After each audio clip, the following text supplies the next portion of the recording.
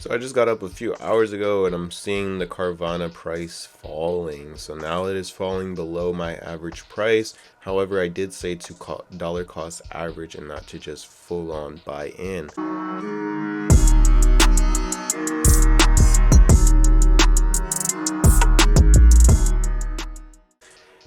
Let's look at this stock right now. I mean, I'm looking at this pretty much for the first time since I'm seeing this drop down.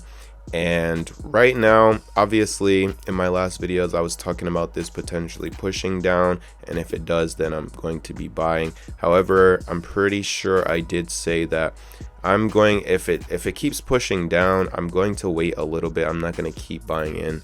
Now, I believe I bought in last Friday and didn't get executed until Monday. So now my average price is about $34-ish, not down too bad.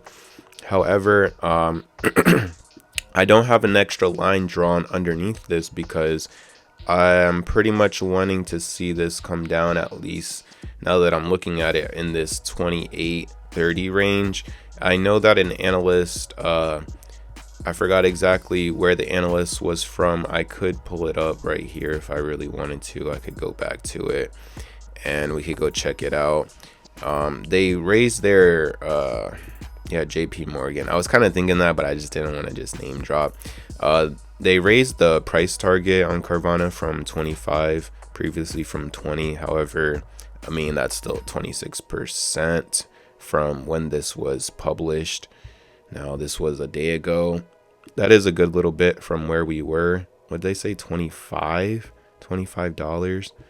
All right, and that's them raising it up. And then we also had the neutral positioning right here where they were believing that it was going to outperform whatever they believed. I don't understand that, to be honest. It seems like a bunch of bogus. A lot of these companies come in here and they're buying anyways, even though they're like switching up on the public. Like I said, this is probably the range that I'm going to be looking for next for my next buys. If we're not at least around this range here, dang, I don't want to add an alert because, like, I don't know, but I'm definitely going to go ahead and put a line here.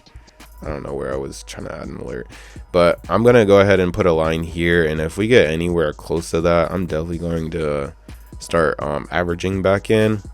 Hopefully, maybe we come down and then we bounce back off of that. But really, it's really hard to tell right now unless anything major comes out.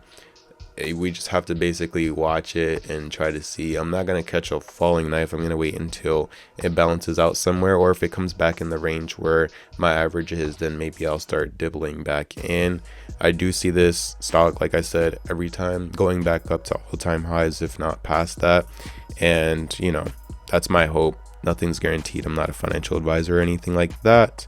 However, you can see based on my previous lines how this thing has been going. And if you watch my last videos, then you can see I've been doing videos on this since last year, or I've been buying in since last year. But I think my earliest video maybe was December, but it might have been January. So I've been following this stock for quite a little bit.